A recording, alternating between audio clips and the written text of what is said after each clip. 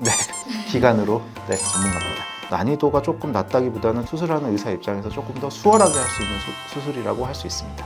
저는 개턱이 돼도 괜찮으니 사각턱 남은 거 다 잘라주세요. 이렇게 얘기하는 경우가 사실은 있어요. 그러면 네, 나무 위키는 익히 잘 알고 있습니다. 왜냐면은 예전에 저희가 백과사전을 사용했던 것처럼 저도 또한 나무 위키를 자주 사용해서 확인하고 있습니다. 안면 윤곽술을 미용으로 한 지는 한 14, 15년 정도 됐고요. 완전 전문가시네요. 네, 기간으로 전문가입니다.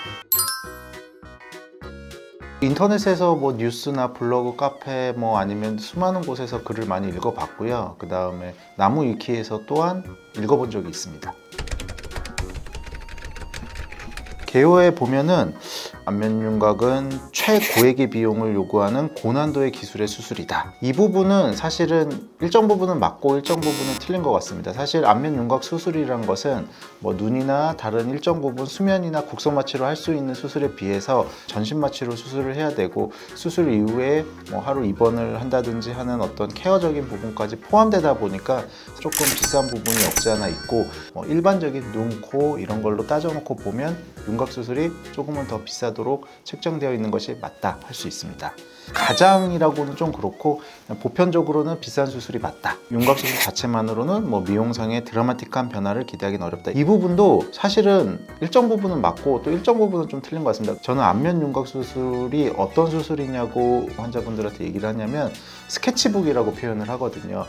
예를 들어서 네모 넓적한 스케치북이 있고, 아니면 딱 비율로 맞게 정사각형의 스케치북이 있고, 아니면 조금은 얼굴형처럼 계란형처럼 예쁜 어떤 세로가 조금 더 긴 어떤 이런 스케치북의 배경화면이 있다고 하면 그 안에다가 눈, 코, 입을 그렸을 때 이 눈, 코, 입이 굉장히 돋보이게 해줄 수 있는 수술이라고 생각을 하고 얘기를 많이 해주는데, 이게 또 되게 웃긴 게 윤곽형이 예쁘면 눈, 코, 입도 예쁘고 윤곽형도 예쁘면 그냥 그건 당연하게 윤곽은 예뻤던 게 당연하게 받아들여지는데, 사실 눈, 코, 입이 예쁜데 윤곽이 좀 안 예쁘면 그냥 다 안 예뻐 보이는 것처럼 보이거든요. 그래서 여기서처럼 드라마틱한 변화는 어렵다라고 얘기하는 게, 윤곽 하나가 드라마틱하게 예뻐도 눈, 코, 입이 예쁘지 않으면 안 예쁘기 때문에 드라마틱한 변화가 어렵다라고 적혀 있는 것이 아닌가 싶고, 그런 측면에서 하얀색 스케치북처럼 되게 드라마틱한 변화를 줄 수도 있고, 또한 당연히 예뻤던 것처럼 표현될 수도 있고, 그렇게 생각하고 있습니다. 윤곽 수술과 가장 예쁘게 조화를 이룰 수 있는 수술은 지방이식, 코 이 정도가 아닐까 싶습니다. 조화가 중요해서. 네, 어떤 비율, 그 다음에 밸런스 이런 측면에서 코와 지방이식, 윤곽은 약간은 같이 이렇게 묶여서 가야 되는, 코도 어찌 보면은 측면에서의 윤곽의 얼굴 형태를 차지하는 부분이라고 생각하기 때문에 조화로운 얼굴형을 가질 수 있다고 생각합니다.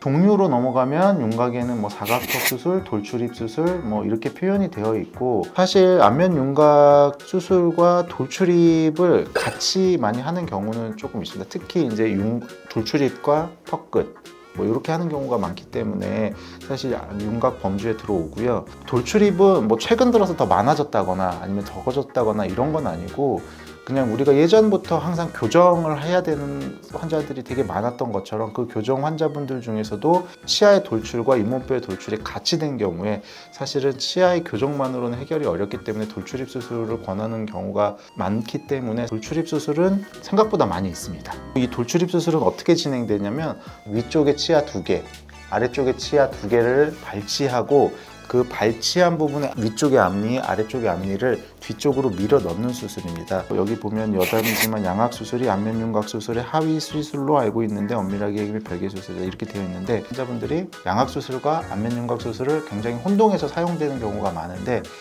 그러니까 안면 윤곽 수술은 양 옆을 줄였다 넓혔다 약간 이렇게 하는 수술이라 그러면, 양악 수술은 앞뒤를 넣었다 뺐다 하는 수술이라고 기본적으로 생각을 하면 됩니다. 그러니까 얼굴은 동그랗게 360도를 이루고 있기 때문에 앞뒤를 넣었다 뺐다 양악 수술 또는 돌출입 수술, 양옆을 줄였다 넓혔다 윤곽 수술, 이렇게 이해하면 됩니다. 대부분 입안의 절개를 통해서 수술을 하고, 일부 사각턱 수술의 경우 귀 뒤로 절개하는 경우도 있다. 보편적으로 이제 저희가 입안으로 사각턱 수술이나 광대 수술, 윤곽 수술을 하는 경우가 많은데, 사실 귀 뒤에 사각만 살짝 이렇게 있어가지고 굳이 입안으로 절개를 하지 않아도 될 정도로 좀 작거나 크지 않은 경우에는 사실은 귀 뒤를 통해서도 사각턱 수술이 가능합니다.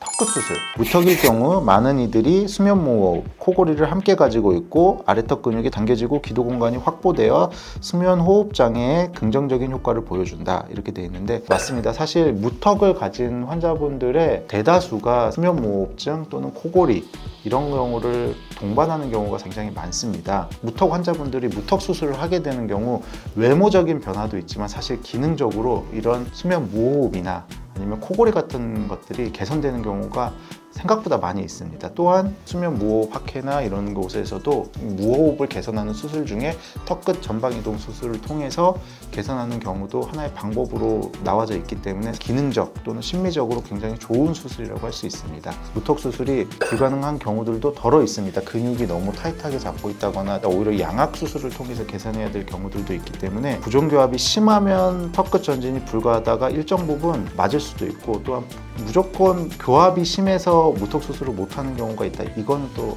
아니라고 얘기할 수 있습니다. 턱끝 전진술은 난이도가 낮은 수술이다. 그래도 다른 부분에 비해서 리스크나 이런 것도 좀 작고 수술 범위도 좀 작고 큰 혈관이나 이런 것들도 없기 때문에 난이도가 조금 낮다기보다는 수술하는 의사 입장에서 조금 더 수월하게 할 수 있는 수술이라고 할 수 있습니다. 다음은 사각턱 축소술로 나와 있네요. 귀 밑각을 너무 깎아버리며 귀에서 턱까지 일자로 뻗어버리는 소위 개턱이 될 수 있고 각도가 잘못된 경우 턱선 중간에 각이 하나 더 생기는 2차 각이 생길 수 있어 수술 계획을 잘 잡아야 한다 라고 되어 있는데 예전에는 무조건 사각턱이 없고 이렇게 되면은 얼굴이 작아지니까 더 예뻐지겠지 라고 생각을 했는데 최근에는 무조건적으로 각이 없는 게 아니라 예쁘게 각이 잘 남아있도록 사각턱 수술을 하는 식으로 트렌드가 변했기 때문에 그렇게 수술을 하고 있고요. 또 그렇게 해야지만 과거에 과도한 사각턱 절제를 통해서 개턱이 되는 현상들이 많이 발생했는데 그런 거를 또한 예방할 수가 있습니다.